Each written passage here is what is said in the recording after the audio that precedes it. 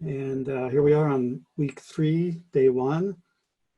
We're going to flip the order of discussion today. We're going to spend a few minutes talking about a certain optical device, the half-wave plate. Then we're going to go over to Henning Weier at QTools for some very nice demos showing the quantum properties of photons and polarization. Following that, we'll have a short break, and then we will press on with the next chapter of materials, which has to do with quantum interference. So again, as usual, please put questions into the chat window, and Amy will moderate those. Okay, I shall begin. So Henning's going to be using an optical device, which is called a half-wave plate in his demo.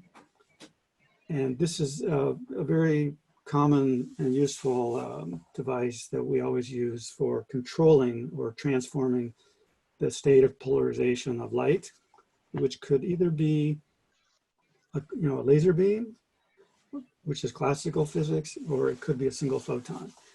So the way this works is, here's an incoming light beam. It has vertical polarization, as shown here. It goes through this device, half-wave plate, which is a quartz crystal, usually, which is a birefringent crystal. Calcite crystals we discussed earlier are also examples of birefringent crystals. Now, the birefringent axis of this particular crystal is arranged to be along this dashed line at the diagonal angle. It turns out that when you put the V polarized light through this crystal, it comes out H. And if everything is perfect, then 100% of the light comes through. Namely, if it's one photon, it comes through with 100% probability. Okay. However, if we put in light which has a polarization of 22.5 degrees from the vertical axis, goes through the same crystal, it gets rotated by 45 degrees over to 67.5. Now notice in this case, the V polarization was rotated by 90 degrees. In this case, it was rotated by 45 degrees. So the word rotation is actually not correct. It's actually a transformation. So let me show exactly how that works. On this slide, I show the polarization axis of the half-wave plate, the crystal axis on this purple line. I show an example of a V polarized light field, which is a superposition of D and A with equal positive components with lengths 0.71, 0.71 that we know from previous discussions. Of course, it oscillates back and forth, but this is a snapshot at a certain time. Now, when it goes through the half-wave plate, if the axis of the wave plate is oriented along this purple line, then the green component, which is the diagonal component, goes through unchanged. But the perpendicular one, which is the anti-diagonal component, goes through and gets a phase flip. So it goes from A to minus A. And when that happens, you can see now the polarization is H, because we add the diagonal and the anti-diagonal, and we get H. So the polarization vector is mirrored across the half-wave plate axis, or is flipped. It's a mirror image across that axis. Okay. And if we put in light with a polarization from the vertical axis of 22.5, that's represented as 0.92 diagonal plus 0.38 anti-diagonal, as shown in this vector diagram. Here's a little curve showing how far it is away from the axis of the polarizer. And when we flip it, we just flip the A component to minus A. And so on this angle indicator, it shows it just gets flipped to the minus angle relative to the wave plate axis. So again, it's been mirrored across the half-wave plate axis. So you could put this input polarization at any angle you want, and you could easily figure out how it gets transformed. So here, in fact, is a Jamboard question.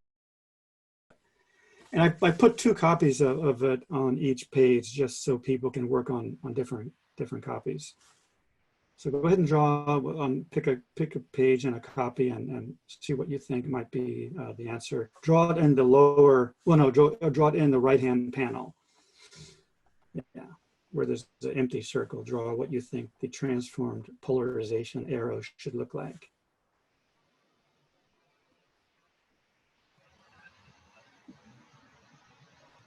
Oh.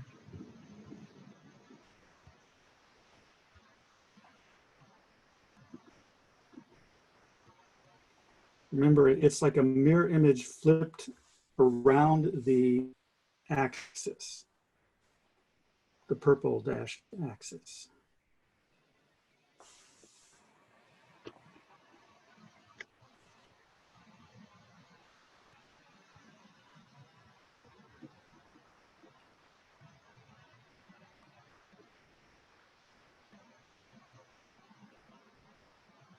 Okay, I see answer on page 1, answer on page 2. I don't see one on page 3. Maybe nobody falls in that. Oh, I saw one. Good. And I see one on page 4. And I see another one on page 4.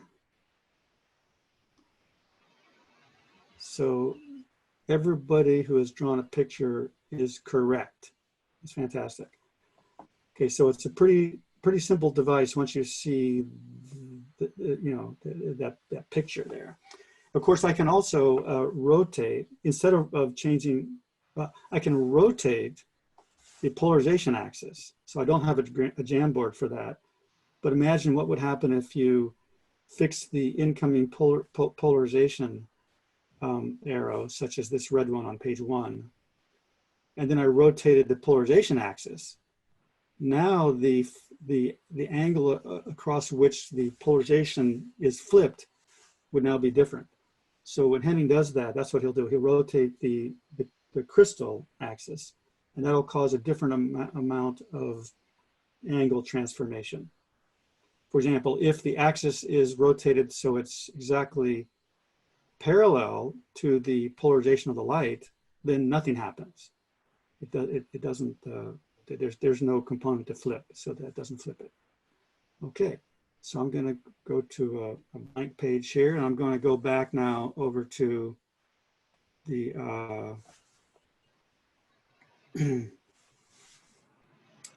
slides and show there's the answer. Indeed it is. And we'll come out of here, and then we'll go over to Henning. So Henning, would you like to take over? Yes, so thank you for being back. And we're gonna quickly, or I'm gonna quickly do a little bit of a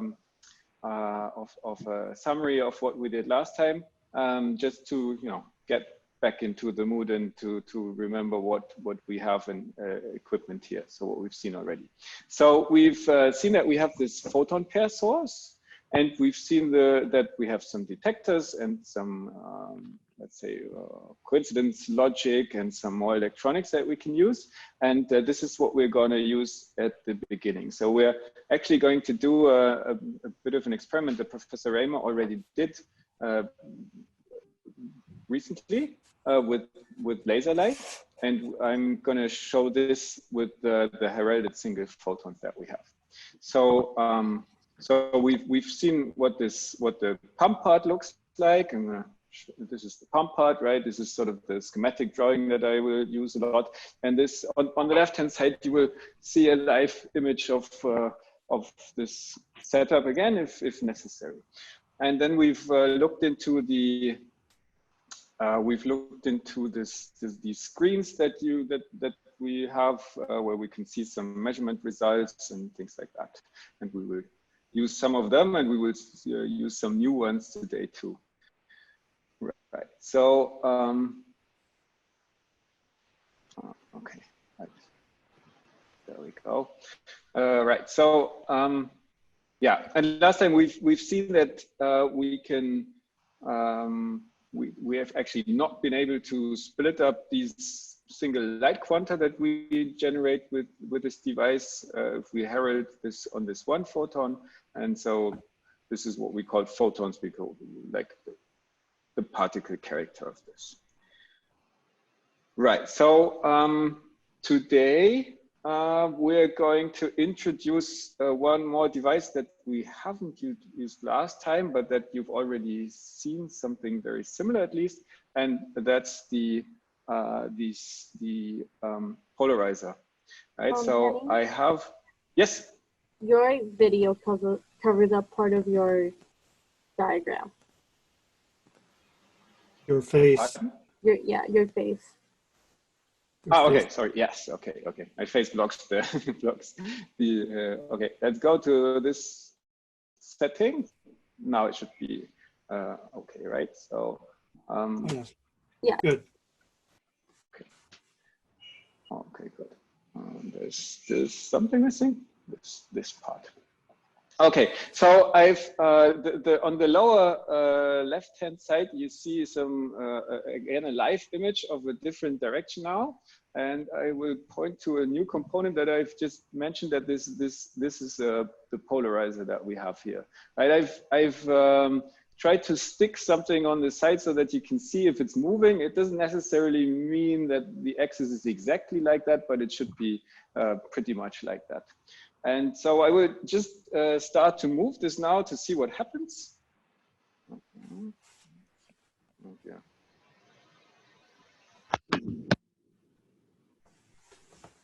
Is that a polarizer or a half-wave plate?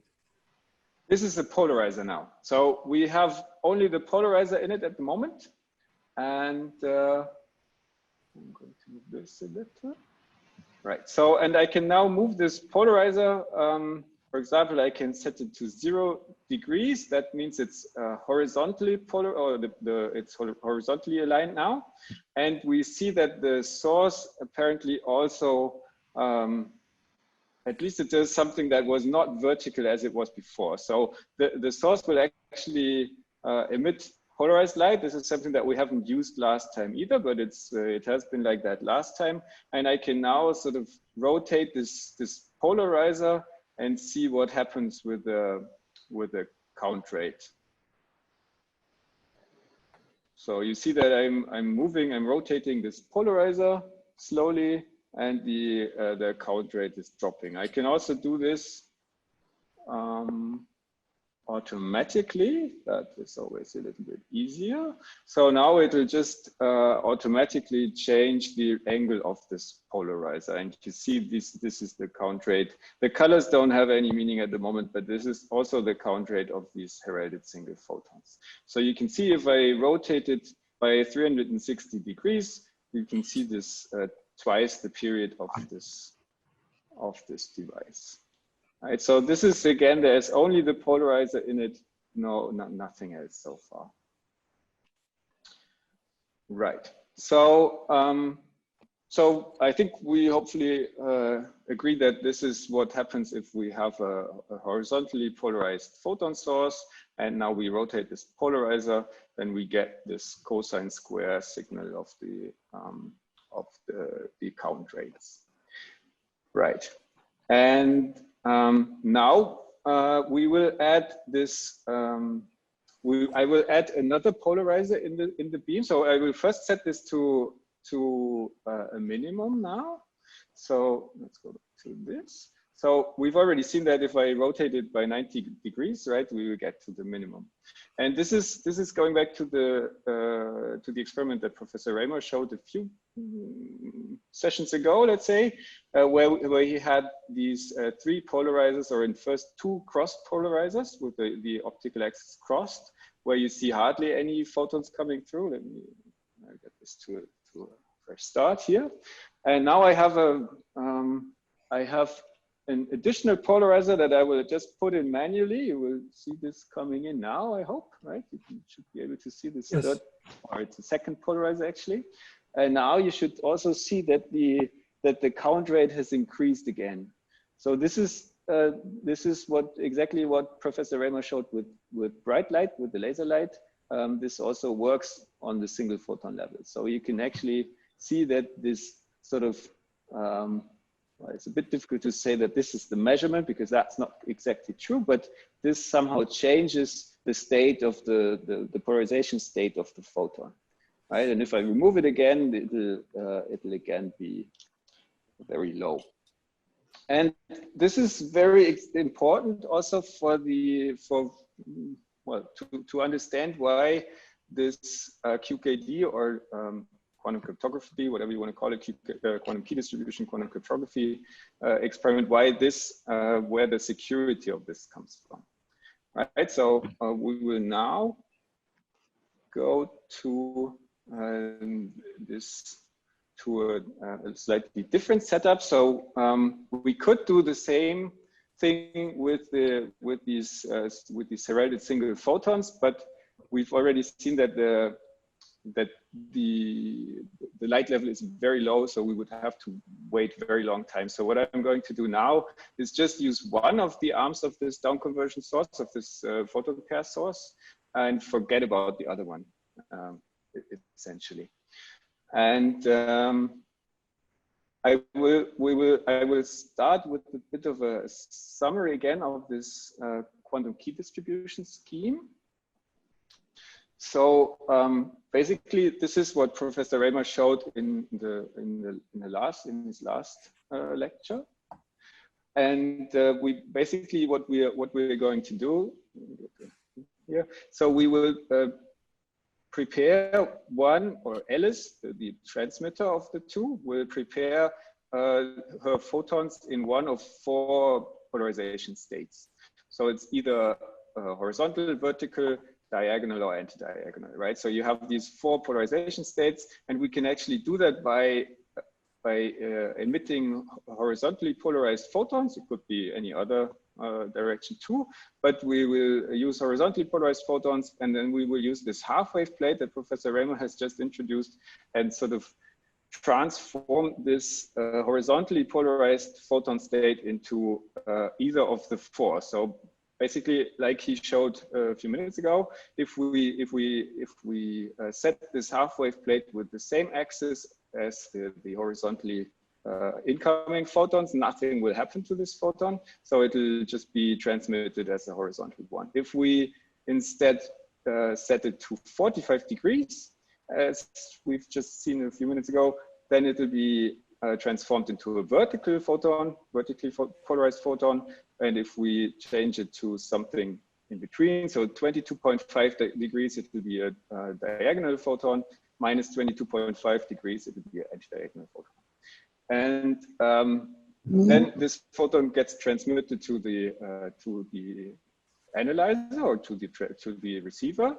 And this can now be done in 2 separate ways. So you also have to analyze this in one of those 2 measurement schemes, so either HV or diagonal anti-diagonal.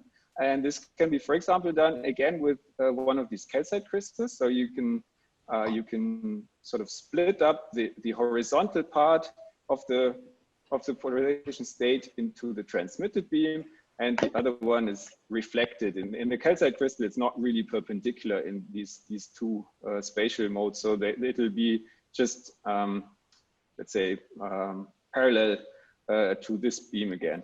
But we're going to do it a little bit differently anyways, so that's why I showed you this. So we're going to use a polarizer and rotate this polarizer like I did a few minutes ago. So we can basically rotate this polarizer, and then we only need one detector, but we will never get sort of the other one, we will never see, but it doesn't really matter. It just gives us less efficiency again.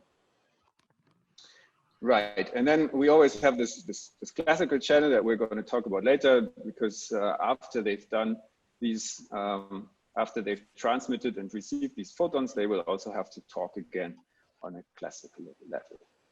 So let me switch back to this part here. Okay, so I'm going to introduce this half-wave plate now, and this half-wave plate is also in a mount that I can rotate. It's in a motorized mount, so I can also rotate this automatically if I need to. So just fix this. So this, I don't know whether you can see this. There's again this small sticker here so that you can see if it's moving, and it should be sort of close to the optical axis. So what we can do first is we can simply rotate this this first motor now, and this contains the half-wave plate. So if I, for example, what did I say? If we rotate it by 45 degrees, then we get to the perpendicular state, which was now parallel to the polarizer as it's set now. And if we set it to 22.5 degrees, that's going to be a little bit difficult for me. Let me check. Oh, it was a bit too much.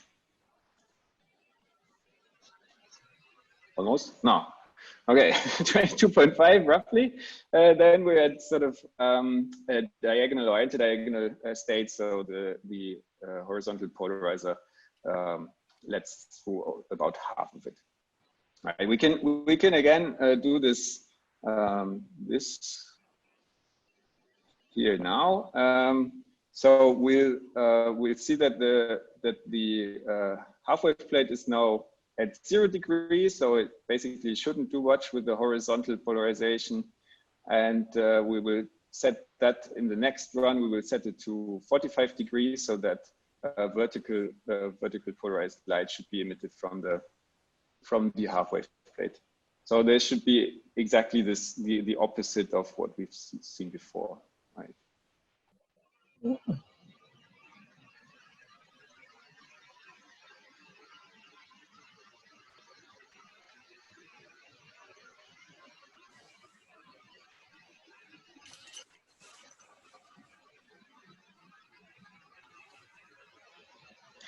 Okay, so this was just again a pre experiment, let's say, and now we will actually go to the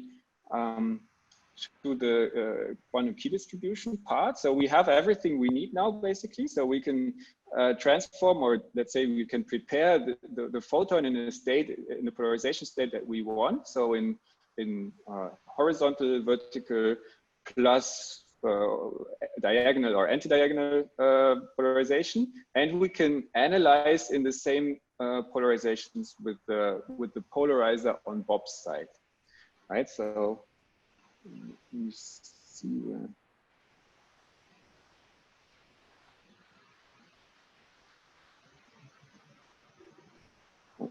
Okay, so we will do this now. Right. So let me just, okay, I need to switch this a little bit. Okay. So now we're going to do what we call the pulse mode. So until now, we just let this pump laser that we had there, we've just let it run continuously all the time. Now we will only switch it on for a short while, and we'll only look at detections during this time, basically. So we will, that's what we call pulse mode. So we will pulse this laser so that it doesn't run continuously, but only if we want it to. And now we can start with this. We have this screen that I hope you can see. Yeah, you should be able to see it. So we have basically on the left-hand side, we have sort of a table for Alice. On the right-hand side, we have a table for Bob. And the first thing they need to do, this has been declared by Professor Raymer last time. So we need to get sort of a random bit strings for Alice and Bob. They need to sort of randomly choose whether they want to, or in which round of the protocol they want to transmit and receive in which measurement scheme. And also in our case, we need to set this bit value. So the bit value means if you are in one measurement scheme, for example, horizontal, vertical, then one of the two you have to define as 0 and the other one to 1. And the same is true for diagonal and anti-diagonal. It doesn't matter which one you do, you just have to do it in the same way on both ends. And we're going to sort of roll the dice now and calculate some random bits. In this case, this is not a quantum thing. We might, if we have enough time, we might get to this a little bit later. But in this case, we've just sort of used the sort of random number generator of the PC to generate these random numbers. So what you see now is in the first column, you see just the index. Right, I can scroll through here a little bit, and then you have this the measurement scheme that's either horizontal vertical like this, or it's diagonal anti-diagonal like this. And then you have another independent random bit for the bit value, and the same for Bob. And that's very important, that this is independent of this, as well as this is independent of everything else. So all these random bit strings are completely independent of everything else, if you do it correctly, and hopefully also random. So random also means that in this case, you want to have the same distribution of zeros and ones. You want to have the same probability to roll the dice and get to 0, or roll the dice and get to 1. Right. This last column is something that first Bob will only see whether he's detected a photon in this case or not, because we are using very, very dim light now, very, very dim light pulses. So the probability is a lot less than 0, sorry, a lot less than 1 that you get a detection at all. So we will see that later, that most of these events will not have a detection at all. So we will start just simply by the way, if there's any questions, if this is too fast, just please let me know. So we will start to go through this. I have a question. Sorry. Yes. Yeah, Henning, I have a question. This is Michael Raymer. Are you using now the heralded single photons, or are you just using the attenuated pulsed laser? We're just using the attenuated laser pulses. Okay. Because the heralded single photons would be even much more less efficient. So we will see a bit later why this is really important in this case, because otherwise we simply wouldn't get any detections out of it. And it's the interesting point that for this kind of experiment, we do not need to use the single heralded photons. We can get security even if we use a very weak laser pulse that has either 0 or 1 photon in it. Yes, exactly. That's true. Ideally, one could use single photons or heralded single photons, but if that's not around, and that's actually true for most of the applications nowadays, and most of the implementations that you can basically also buy commercially, they will hardly ever use single photons, or they never use single photons, and they also hardly ever use heralded single photons or even entangled photons, but that's something that we'll get to later. Right, so we're just using what we call dim laser pulses in this case. And so let's try to go through this one by one, and then we'll let it run because it'll take forever. So I will Henning, this is yes, Katya please. here. I just had one quick question. So we can assume then that the photons are single photons, and when you're pulsing it on an average, you're not getting 2 photons coming out. Mostly it is going to be just single photons. Well, yes, mostly it's going to be 0 photons, and then there's a small probability. Yeah, then there's a small probability that you have single photons, and then there's even a very, very small probability that you have 2 or more photons in one of these pulses. Right. So yeah, that's how it basically works. Right. So we'll go through this one by one. And in the first step, so what happens if I hit this button now, then one of these pulses will be sent out, and we'll see whether we detect something. So I've hit this now, and you see that right on the right-hand side, that there's actually a detection event here. So you also see that the measurement scheme of Alice and Bob coincide. The bit value does not. And the question is this a good idea that there's a detection here or not? You can maybe also see, this is, you can maybe focus on that a little bit later when I let it run automatically, that these polarizers and the polarizer and the half-wave plate move whenever I do this. So I'll do this again, and you can maybe see that the polarizer and the half-wave plate have moved now again. and so on. And I will now just let it run because it will take for some time. So I've set it to go to 250 times around this. And if you look on the right-hand side, whenever you see a check mark, then a photon has been detected. If you see an X, then no photon has been detected. And you already see that there's quite a lot of X's, and there's also a fair amount of check marks.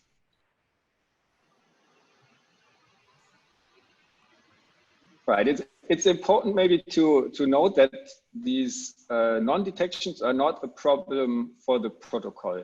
It's not a problem at all. So if you don't have very high transmission, it's not a problem. This protocol doesn't really look into it. We'll have to wait a little bit longer. The next step will actually be exactly to remove those and first find out which of these detections have had it, or which of these runs have had a detection event and which of those did not. And then they will remove all the ones where it has not happened.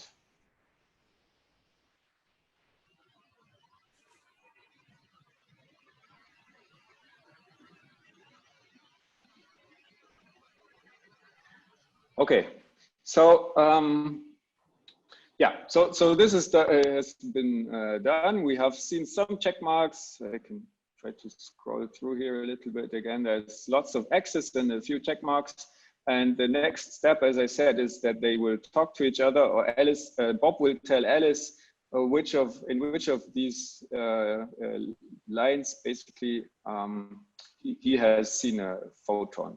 And this is what they do if I hit this. So Alice knows now which of those have not had the photon and which of those had one. And then in the next step, they will simply remove those lines where they have these crossed these crossed lines now. Right. So now there's only those left where we have a check mark where something has been detected. All the other lines have been removed. And now I think we could go to this. Let me see whether I can make this a little bigger now. That wasn't the one I wanted. Here we go.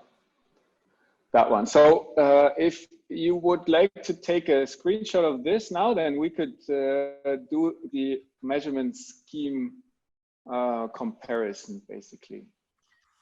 So I'll do that. Okay, I have a screenshot of that. Okay, so I want to clarify one thing if people didn't quite catch it, and that is that this column here is the measurement scheme. And this symbol means HV,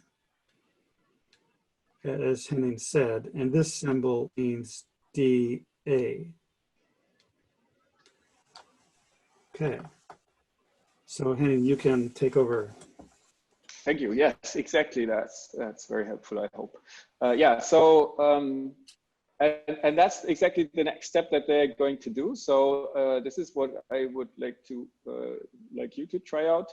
Just try to find out which of those are sort of the good ones that you can use where the bases coincide, and which of those are the bad ones where the bases do not coincide. So basically, you could do one sticker maybe with and put in the good indices, and one sticker where you put in the bad indices, or put it in one sticker, doesn't matter. But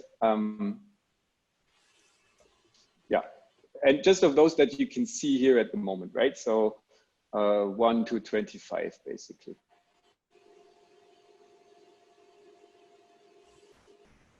Right, so type a sticky note with a list of those trials that were successful, that are useful for Alice and Bob.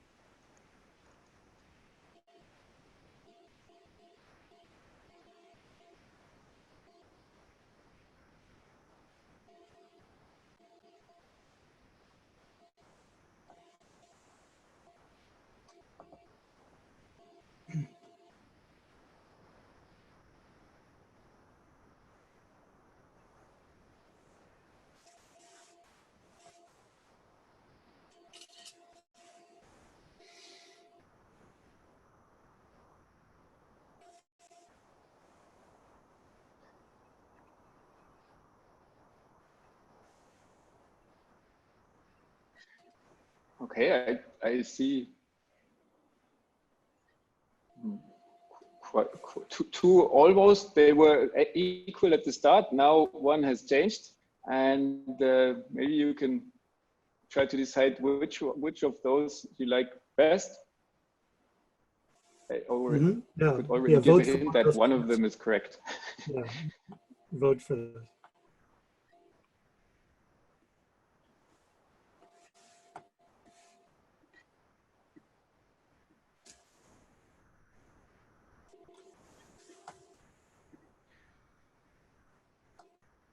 Okay, this is interesting.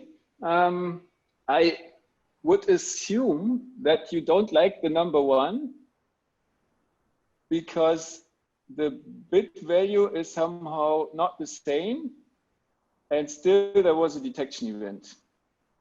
That's at least my assumption now. If you want to comment on that, please do.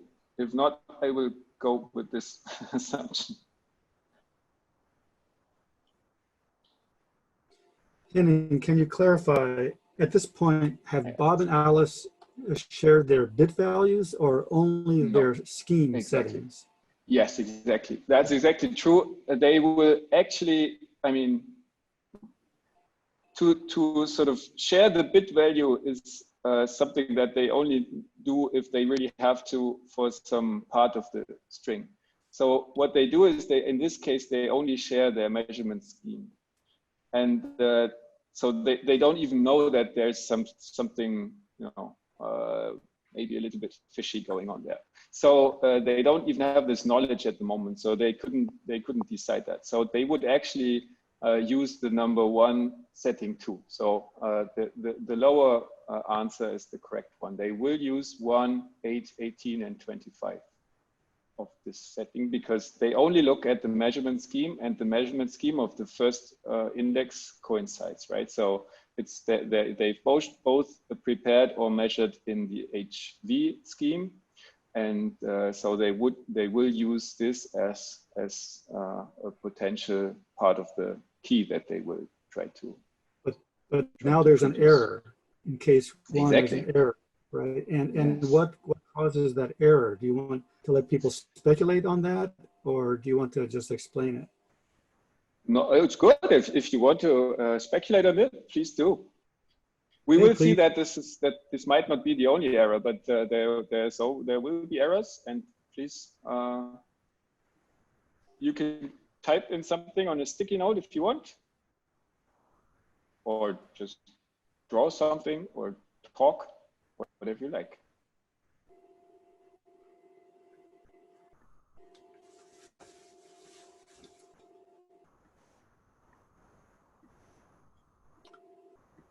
Right. The question is what causes this error in case 1? It could be an Eve. That is correct. It could be. That's right. Although Henning did not intentionally insert an Eve, and as far as we know, there's no Eve in his laboratory. So, but it would have been quite good actually. Eve. Maybe I could have done that. Yes. Maybe I do that next time. So if you don't see it. Maybe later, next time. Yeah. Detector efficiency. Yeah, what do you think about that, Henning? Well, I mean, I already said that it doesn't really matter to the protocol if we don't see some of the clicks, right? So we actually don't see a lot of clicks. So if you have non-unity unit or an efficiency lower than 1, which we always have, I mean, we already established that our efficiency is rather somewhere in the range of 10%. This does not really matter there are some detector properties though that can result in such a erroneous detection. But the efficiency is usually not a problem.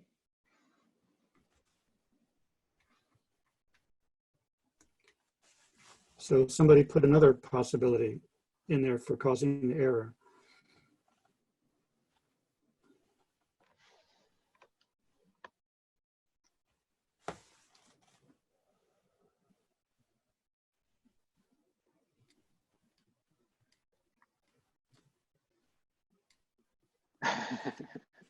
That's a good idea. Okay. Good answer. Okay, so that might mean that we should maybe clear up some things. So there's a number of effects that can happen here. So one of the things that I was just hinting at with respect to the detectors, I was thinking of dark counts. So when there's really no photon on the outside, the detector sometimes still clicks. In this case, it's more likely that there's light coming from somewhere, but not the detector itself, or not the source itself, so that we have some sort of stray light effects that happen here. That's certainly one of the things. Then what's also a possibility, and that's also a very likely one, is that the polarization preparation and analysis is not perfect. So this half-wave plate might not be perfect itself. It might not be rotated in the right way. And the same is true for the polarizer. So all these, there are lots of effects where you have some sort of small errors in the preparation and analysis. And these usually also contribute to some errors. And this is will always be true in a real experiment. There will always be some errors, even if you assume that there's no eavesdropper in there. I mean, I can see that I don't see anything between the half-wave plate and the polarizer at the moment. But we might actually get to that later. But the very important thing to note here is that there's some statistics that you have to take care of. And we will see that in a minute when I can. Do you see my screen again, or do we have to do something so that this works? Yes, I see your screen now. Okay, great. So I will do this. I just have to find my mouse. Here it is. Okay, so I can do the same things that you have done in your head. I can do it by just clicking on this. So we see that we have stricken through now lines 3, 11, 12, 17. Those are exactly the ones that you didn't note there. And now we can remove those. So we have 1, 8, 18, and 25 left. And these were the ones that you had noted there too. And now we see a few more of those because we didn't see the whole of it before, right? So there are a few of them left. So this is what happens after this measurement scheme has been talked about. And we also see that now always the measurement scheme here coincides, right? Otherwise there would have been some mistake. Now, I think what Professor Raymer said a few sessions or last session was that now we have to sort of find out what this is, what the error of this is, right? Because as you already said, the error is the thing that helps us to discover whether there's an eavesdropper in it or not.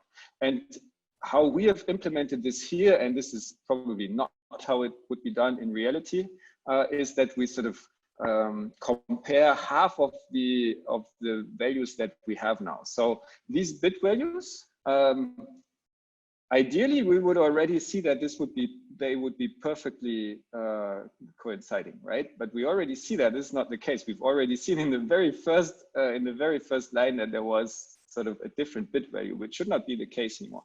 And if we look a little bit further down in line 26, there's already another one.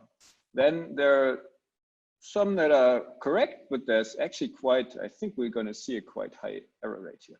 So this is what what's going to be done next, is that they compare half of the bits, which would in reality be much less, but here we do half of them.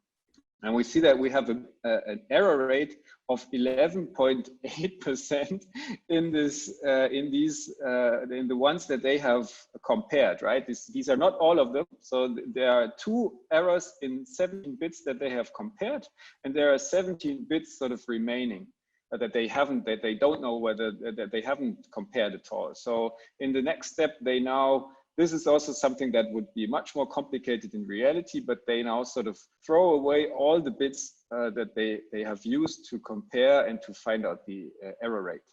And this is what happens if I hit this button again. Now we have 17 bits left, and these 17 bits will probably again have some sort of error in them. Let's see whether we can find them. There it is, and there's one in line 86. Is that the only one we have? One in line 86, I think. Yeah, that was the only one that we have here.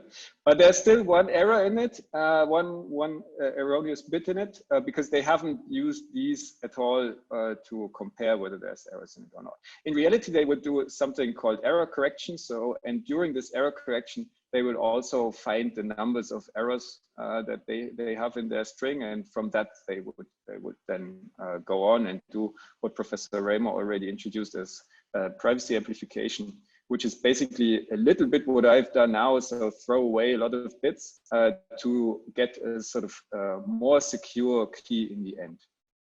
Okay, so let me comment. I can comment. This is Michael Raymer. So we only have 17 key bits left. Of course, in reality, we would do this a lot more times, so we'd have more. But anyway, we have 17, and there's still about an 11% error rate among those that are remaining. And the way you would try to do error correction is you would group each, you would group them in 3 bits together, and then you would they would exchange what I called last time the check bit, and then they would do some corrections there. But the other thing I also said was that if the error rate is greater than 10%, then it turns out that you have to throw away so much information in the keys that you end up with no key left at all. So in this example, 11% is too great. There's no way to do error correction and keep the eavesdropper knowing nothing. So you have to improve the apparatus so the error rate is down around 5% or 2 or 3%. Exactly. In this case, this would be, I don't think that the error rate actually is that high at the moment, because I did this like 2 hours ago, and I actually had one set where there was not one erroneous bit in it at all with 500 runs. But in reality, this would be much too high. That's exactly true. Now, what we could do is we could try the same with this polarizer in it that I had before. Let me see whether I can show the setup again to you. So we can sort of introduce an eavesdropper now. We can only hope that this will increase the error rate now, because of the small numbers we see here. We don't really have any statistical, we're on the bad side of the statistics here. But we can do this again. Okay, I just let it run through again. And what we should be able to see here now is that there's, because of this this polarizer that I've introduced into the setup, you can see it on the camera still, like this little bit of a frame there, right? And this sort of acts as what we call an intercept resend attack. It's a very simple,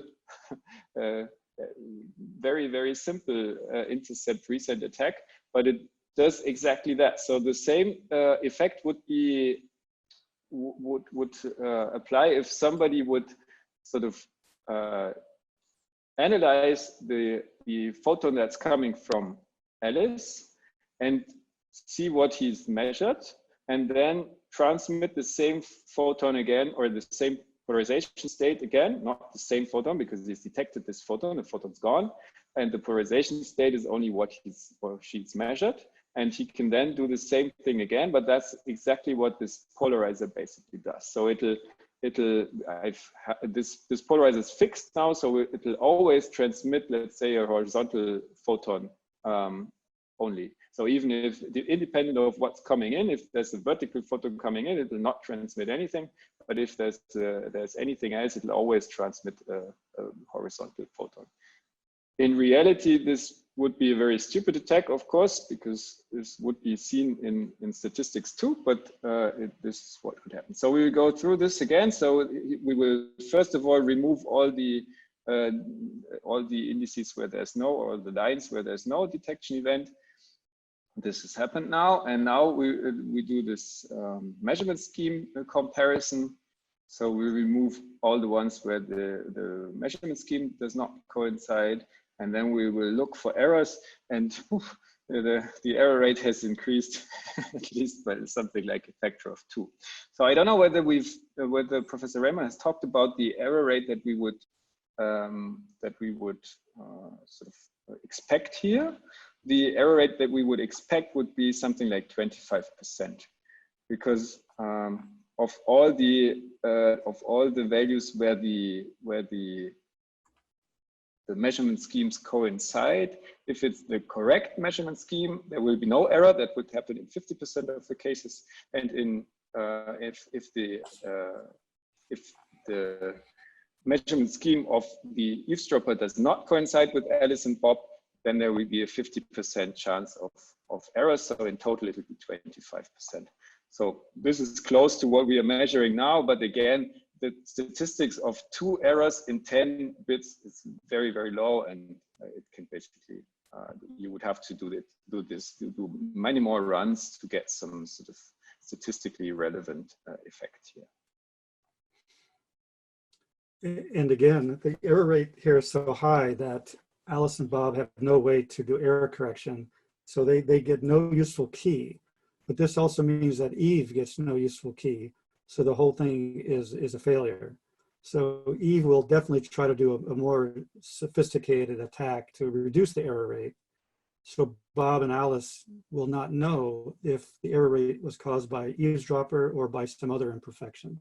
So the next thing Henning will discuss, remember last session I talked about how to make a really good random number generator. And I said that a digital computer can never make truly random numbers because all it can do is calculate a function and put out results. But then I said if you could use the randomness of photon detection as a random number generator, and many of you suggested that as well. So I think Henning can do a quick demonstration showing how that works. Do you want to do that? Yes, please. Yes, thanks. So I will have to do a little bit of I have to do some changes here. So I will get rid of this half-wave plate. We don't need that. So we'll be going back to basically what we did last time. So this heralded single photon source setup. I can leave in the polarizer. It doesn't really matter as long as I put it into the right state here. Okay. So what we see in the upper picture here is that the count rates, these are now, I'm sorry, these are different labels now. So this is the coincidence between the trigger and one of these signal photons after behind the beam splitter, and the trigger again with the other one after the other output of the beam splitter. And we have this quantum random number thing here. Let me clear this again. So what we can see here is now, and let me maybe let's maybe turn down the laser a little bit. Sorry about that. So I will turn down the laser current a little bit so that not a lot will happen at first. So now you can see that there are some random, or some bits are being produced, let's say, right? You can see that on the screen. So you have sort of a few ones, a few zeros, and what we also calculate here at the right-hand side is what we call a bias. That's sort of in this case, we define this as the probability to get a 1. So there should be 0.5 exactly, and it's rather close to that. And you also see how many zeros we've produced and how many ones we've produced.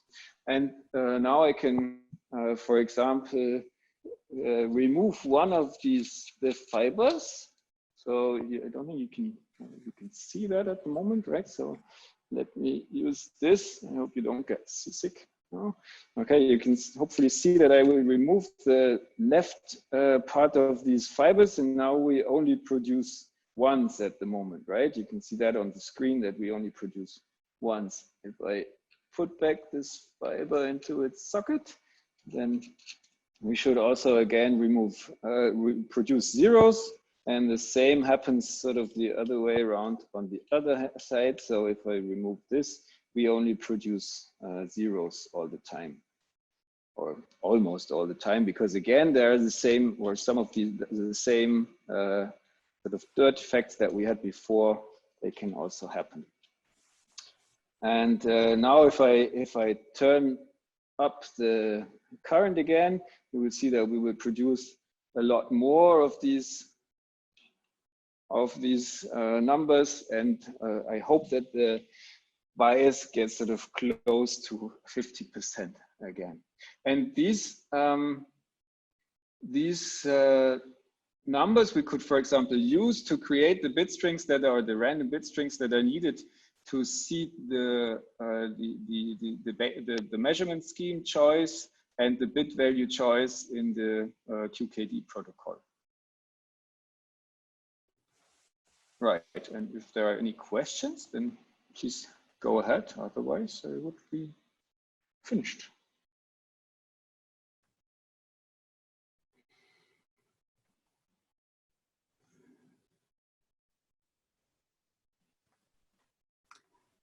I think we can end this demonstration. We can take a 5-minute break and then come back and discuss this a little bit more and move on to our next subject. So thank you very much, Henning. That's fantastic. And next Thursday, we'll have another set of demos done by Henning at QTools in Munich, Germany. So thank you. Let's take a 5-minute break. And now we will change our topic. First, I want to review a point. What I'm going to talk about after this is the theory of probability, because we've been mentioning a lot of times probability for different events. So what we need to understand is, how is quantum probability theory different than classical probability theory? First of all, classical probability theory is based on human thought. It's based on logic, the way that the human brain comes to decisions and estimates the likelihood of something to happen. Well, the human brain was evolved under classical physics conditions because 1 million years ago, nobody knew how to build the QTools device to see anything other than classical physics.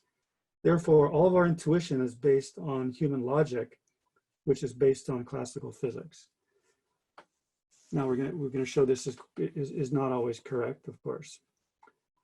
So in this example we looked at, in fact, Henning just showed it again in the demo, where you have 2 crossed polarizers, this horizontal one and this vertical one. And remember, you've done it yourself. If you now, well, so nothing gets through, but now if you put in the diagonal polarizer, something gets through, and that's because the polarization changes. If the photon passes the polarizer, it now has a new polarization. If it doesn't pass the polarizer, it's just lost. But if it passes, its polarization is now changed. And that is, as we just said, is the basics of quantum security and key distribution. Now, in this particular case, there's only one way that this initial state, -A, could evolve to this final state, V. It's by going through this sequence of transformations. And we calculated that with this nice grid diagram. And we showed that the probability, turns out that you can, instead of following this grid diagram, you can just multiply the probability 3 times or 2 times. Sorry, 2 times. I think is there a mistake here? I think something's confusing. No, and this is correct. This is the quantum calculation here, but the final answer is 1/8. And 1/8 is the same thing as 1/2 times 1/2 times 1/2. So each time you go through a polarizer, 1, 2, 3, you pick up a factor of 1/2. So that's kind of a classical interpretation. So in this particular case, you can just multiply the probabilities because there's only one way that you could get the answer. Okay, so just remember that. Now, here's a Zoom poll. First, I just want to review again these probability principles that are based on classical physics from a few hundred years ago. So the probability of a desired outcome is just the ratio, the number of outcomes with the desired probability divided by the total number of equally likely outcomes. That's common sense. Second principle, adding probabilities correct when mutually exclusive outcomes A, B, C are lumped together into a single class. So if the outcome, you say the outcome is either A, or it could be B, or it could be C. What's the probability that it's any of those, and you don't care which one? If those are mutually exclusive, you just add those probabilities. Third principle, if the outcomes are known to be independent, like 2 dice being thrown, then the probability that both occur with a particular outcome together equals the product of their separate probabilities. The probability that A and B both occur, assuming they're independent, is just the probability of A times the probability of B. So here's a Zoom poll, and I will run this Zoom poll right now. Number 1, there you should see it. Please click on this Zoom poll. The question is, what is the probability that if you throw these 2 dice, the red die will come up 1 and the black die will come up 5?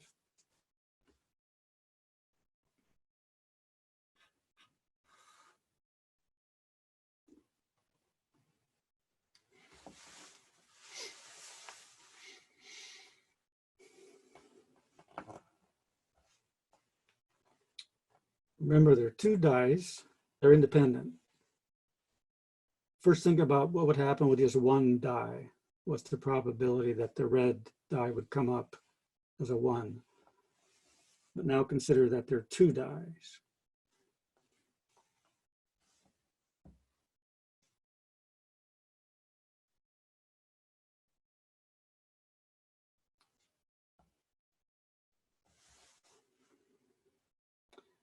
So they're independent. So which rule are you going to use? And then what are the probabilities that enter into the calculation for that rule?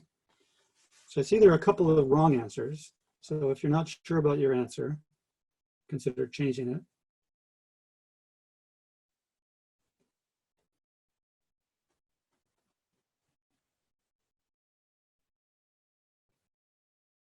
Okay, we have 8 answers. We'll stop there. Most people said it would be A, and that is correct. That's because the probability that the red die will come up as any particular number is 1/6, and the probability that the black die will come up with any particular number is 1/6. And according to the third principle, because they're independent dice, we just multiply those, so we get 1/36. So think about that if you didn't get that correct. Here's the next Zoom poll.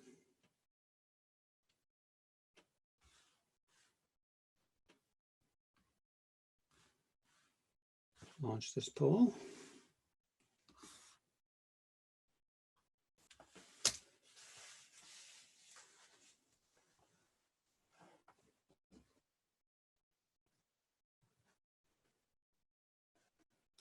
When I say or, I mean, I don't let's see, this is 1, 5, or 5, 1. Okay, yeah. So either of those combinations would be counted as a success. What's the probability of success?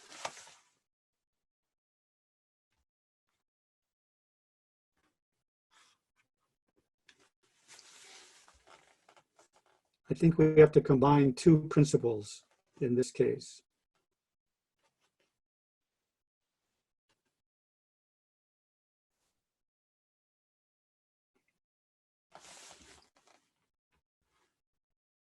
You first figure the probability of this event, the 1, 5 event, and then figure the probability of this other possible event, 5, 1. Get those two probabilities, and then combine them somehow, noting that those possibilities are mutually exclusive.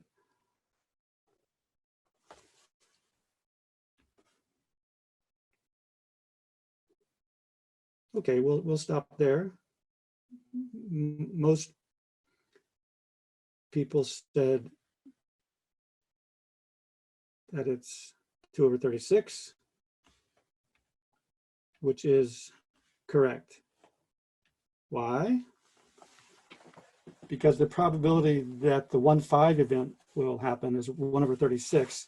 The probability that the 5, 1 event will happen is 1/36.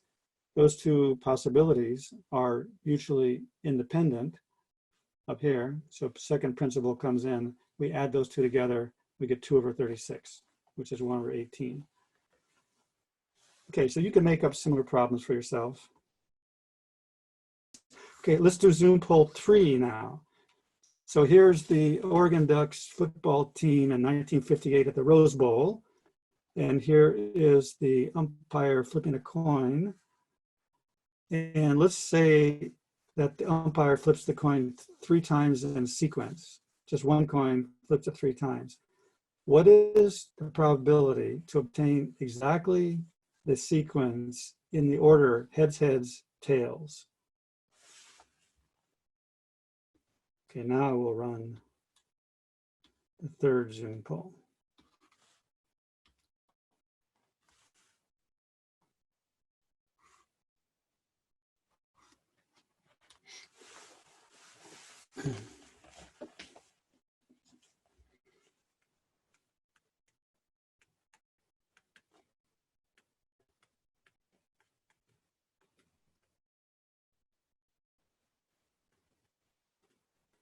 And here I do care about the order. It has to be heads, heads, tails.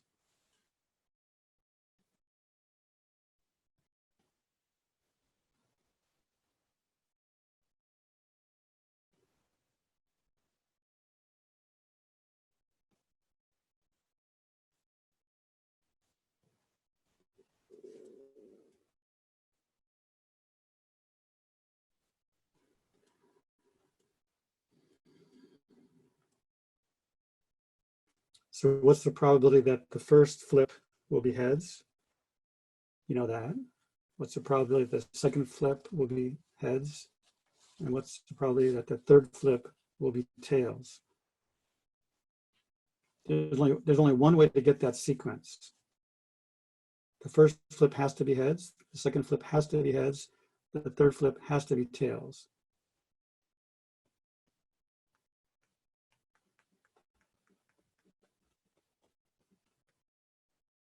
Okay, that's been 90 seconds.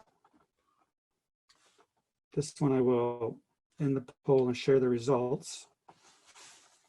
So most people said 1/8. And actually this is very similar to the photon going through the 3 polarizers, right? Because each polarizer gives you a 50% chance to transmit. So the probability is 1/2 that the photon gets to the first polarizer. Then you multiply by 1/2 probability that it gets to the second polarizer. Then you multiply by 1/2 probability that it gets to the third polarizer. So you get 1/8.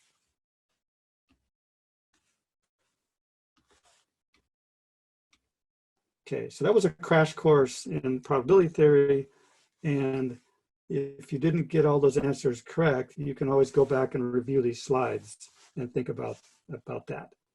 I just wanted you to get the basic idea that classical probability theory has a certain set of rules which are based on classical physics. Now we're going to show that quantum physics can do something different. Here's one way to analyze this coin tossing. It's called a tree diagram. So we have to make certain assumptions to get an answer, and see that this is where the common sense comes in. First of all, you have to assume the coin is unbiased, right? You just assume that because the way I stated the problem. You have to assume that the coin is tossed fairly, and you have to assume that each toss result is independent of the other toss results. Now, if any of those are false, then you can't really answer the question unless you make additional assumptions.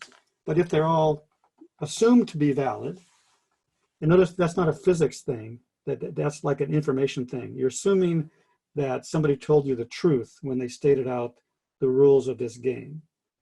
Based on the rules and the knowledge you have, you're going to make certain predictions. Okay, and so here's what's called the tree diagram. The coin toss is these purple things, and there's more up here. The first coin toss has kind of a branching where you can go half to heads and half to tails. If you get heads, then you have another branching for the second toss, heads, tails. Then if you get heads again, you have another branching to get heads, heads, heads. But we want to go heads, heads, tails to get to the result. So now you see there's 1, 2, 3, 4, 5, 6, 7, 8 possible combinations of tosses that could have happened. Now we assume they're all equally probable. Therefore, you could just use Laplace rule number 1. It's 1 out of 8 is the desired result. So the probability is 1/8, 1/8. Or you could combine, or you could use a rule number 3, and you could multiply 1/2 times 1/2 times 1/2 to get the result.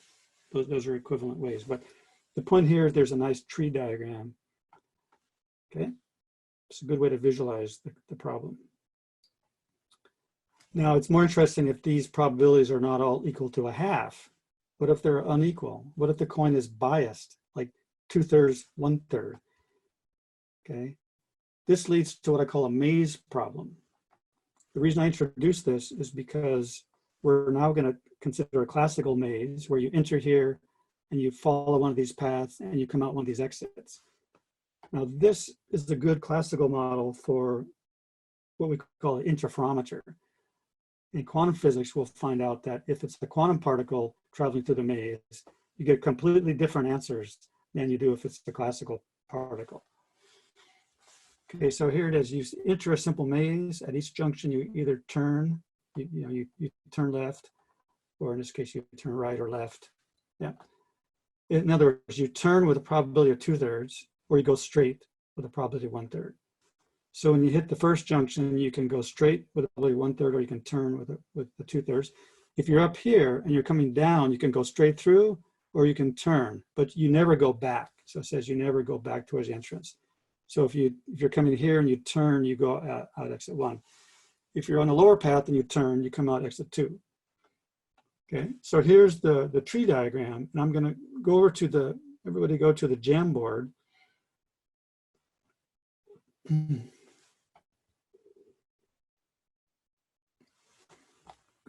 going to go to the Jamboard this way.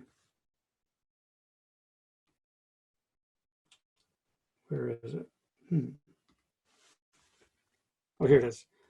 Go to page 8, 9, and 10, and 12.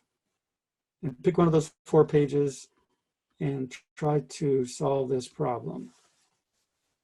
What's the probability you will go out exit 1? And I gave a starting hint here in these little green boxes. So you can fill in, you can write in probabilities on the other paths. You can calculate probabilities for the 4 possible output results, or just for the exit 1.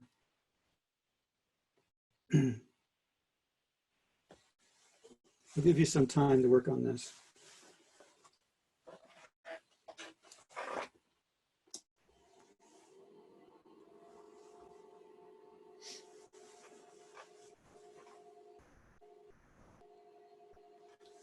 And show your work, please. So question, is there an equal probability to turn right or go straight at junction 2? No, at both junctions, you have a 2/3 and a 1/3 probability.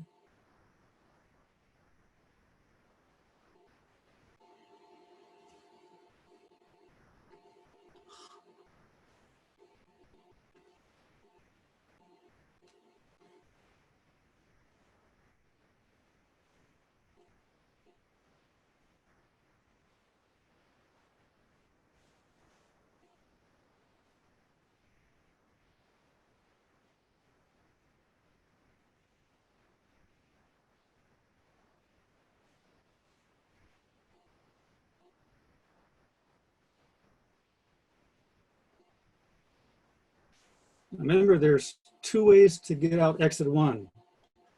There's this way and this way. Upper path or lower path.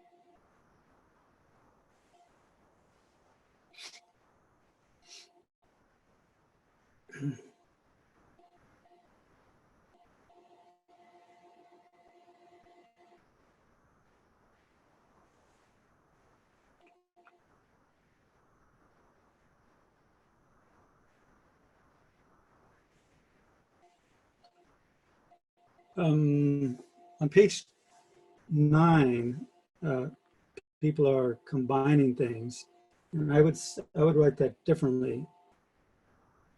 Instead of combining things, I would just write the probability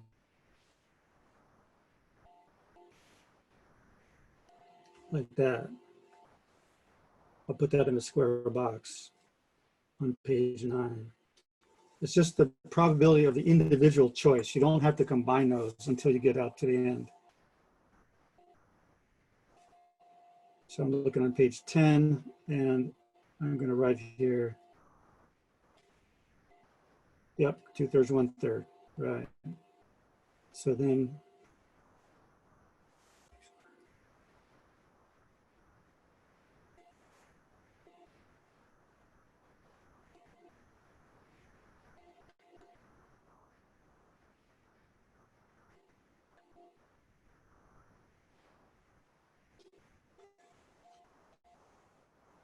remember, there's two ways to get out exit 1, and they're mutually exclusive. So work out the probability for each of those ways separately, and then combine them.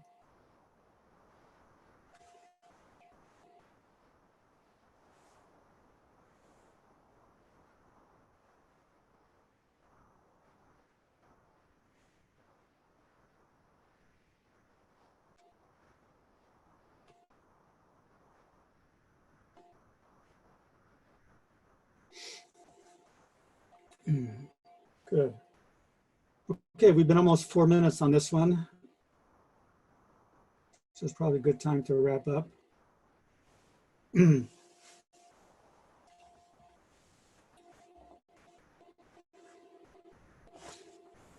So my favorite answer is on page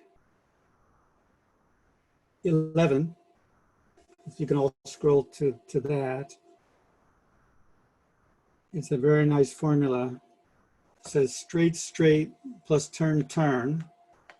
Straight, straight is 1/3, 1/3, as I show here. And then turn, turn is 2/3 times 2/3, shown here. So that's 4/9. Now, because it's independent, or no, it's mutually exclusive, whether you followed the upper path or the lower path to get to the exit 1, you add those two together, and that's exactly what is shown in the yellow box here. So that is exactly the right way to explain it. Okay. So this is we're using now all the classical probability principles in order to get this answer, assuming that classical logic and classical physics is valid. So now I'm going to go back to the keynote.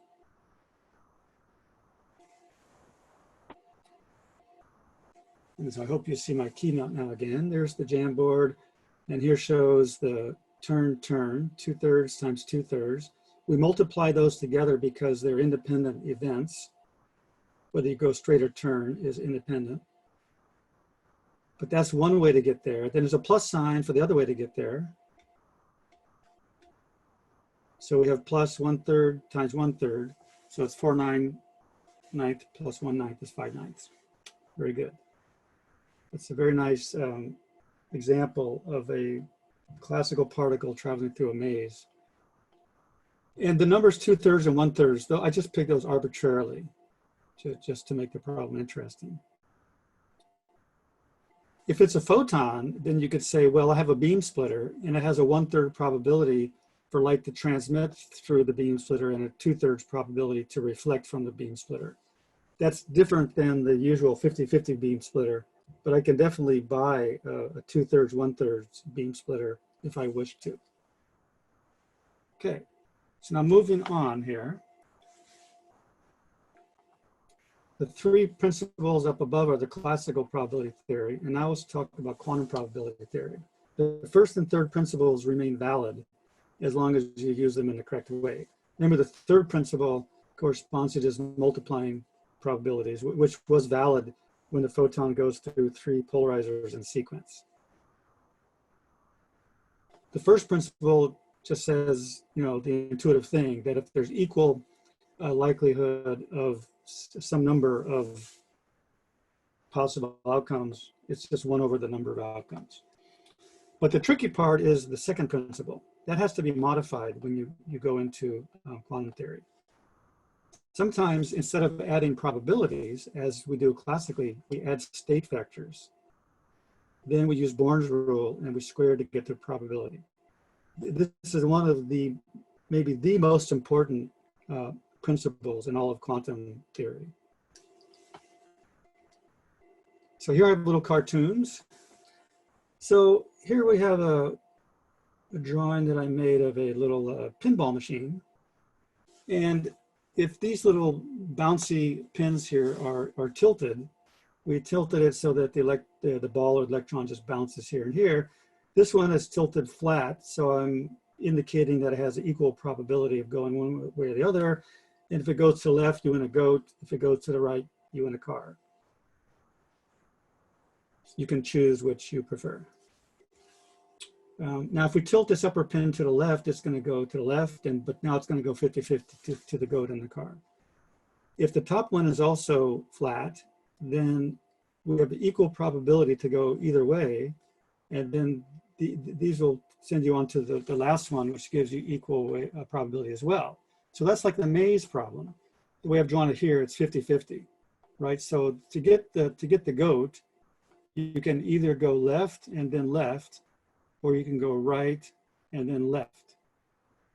So the probability is 1/2 times 1/2, which is a 4th, plus 1/2 times 1/2, which is a 4th, which is obviously a 1/2. So the answer is pretty obvious. But now if it's an electron, okay, if it's a ball and you do this, you use classical probability theory, just the maze problem. If it's an electron, something truly strange happens, unexpected. Here's what it is. It goes to the left. Even though this is flat and this is flat, the way I've set this experiment up with 50-50 to go left or right here and 50-50 to go left right here, when it goes through 2 possible paths to get to the goat, it never gets to the car. It always gets to the goat. That's a huge surprise, right? Okay, so let's explain how the mathematics describes this, and let's also explain how can I change the situation very slightly so it always goes to the car, or can I change the situation slightly so it has 50-50 probability to go to the goat or the car? All those are, I can answer those yes, but how do we model that? Okay. So here's some of the mathematics. Remember, we always square state vector lengths to get a probability according to the Born rule. But now sometimes we add, going back, if we just had one probability, that would be a squared. A is the length of a state vector projected onto another state vector. You just square that number to get a probability. But if there's two possible ways to get there, we can have two different state vectors representing the pathway to the answer. So it turns out that we add those together, then square it. Okay. So in general, this is just a sketchy picture here showing that the sum of the squares, the square of the sum is not equal to the sum of the squares. That's just a mathematical statement. Okay, in quantum physics, the probabilities go strange when we normally would add them, okay? That's because quantum states don't represent actualities, but possibilities. So this upper half of the slide is just a purely mathematical algebra statement to remind you of this math property here. Okay, so now let's go back to the electron. Okay, there's more than one way to get to the car, for example. You can take the A path, or you can take the B path. Now, classically, the probability of getting to the car would just be the probability of going on the A path plus the probability of going on the B path. But in the quantum physics, it turns out the answer is somewhere between A plus B squared and A minus B squared. And this plus or minus is a phase. And I'll explain precisely what I mean by that. It's a little complicated diagram, but this is the best I could do. If there are two paths to the same outcome, okay, so the measurement axis, let's think about polarization. This is the vertical axis, this is the horizontal axis. So let's say we have some kind of process that happens, and then we measure the photon on the horizontal axis. What's the probability that the photon will pass through the horizontal axis of a polarizer? Well, if it were just the A vector, that's one of the possible processes that could lead to the final result. We would project that down onto the measurement axis, and we get this red horizontal curve with the length equal to little a. Repeating is always good. So if I have a process which is called A, it's represented by this red arrow pointing up. If I project it down onto the measurement axis, which is the horizontal one, I get this red line, and it has a length of little a. But I have another process, B, which is another way to get to the final answer, but it's different than the A process. It's represented by this blue arrow. I project it onto the measurement axis, and I get this blue line. Now, if it's as drawn, then you add those two together, and you get this line, the gray line at the bottom, which has a length A plus B. So that's because the blue arrow here is added to the red arrow. And so the final result is this long line here on the horizontal axis. So now the probability is C squared, which is A plus B quantity squared. However, if I just do a phase change, and remember you can do phase changes with polarizers so phase changes with wave plates, half wave plates, or some other process might change the phase. So notice I still have these the same two arrows, the red and the blue, but now I've just flipped this blue arrow, used to be over here. I'm on the right-hand grid diagram now. Used to be over here. I just mirror imaged it through the vertical axis over to here. It's still the same state. It just now has a minus sign on it. So this would represent going through the other path just with somehow a phase change. And I'll describe that later, how you do the phase change. So now what we do, when we add this red one to this blue one, remember the blue is now a negative number. So I get the red arrow minus the blue arrow gives me this little negative gray line here on the bottom. It's a much smaller thing, it's negative. But if I square it, I get a number, which is certainly smaller than I got on the other case, which is, you know, the square of a plus b. This is the square of a minus b.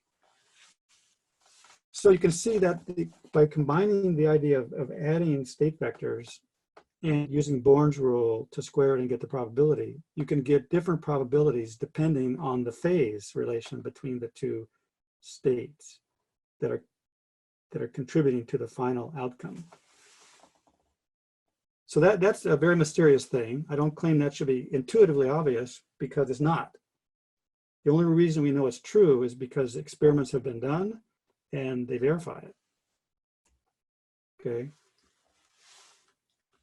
We're gonna analyze that in much more detail next time, but just let me show you a couple of more examples. Let's say I have it set up so the phase relation between these two paths is such that the electron always goes to the goat on the far left diagram.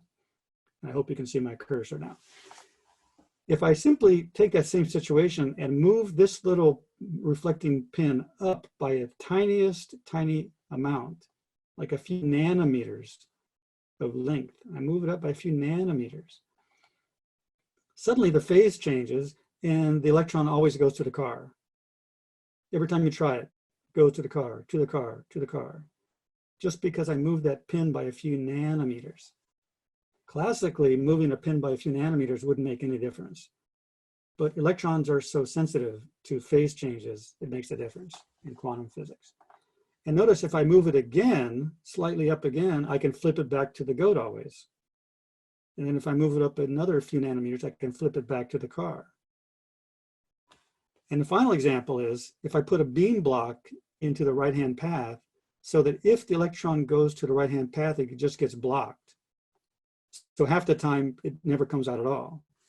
But if it doesn't get blocked, it now bounces off the lower pin and can go 50-50. So that's cool. Look at number D over here on the left. If it's not blocked, it always goes to the goat.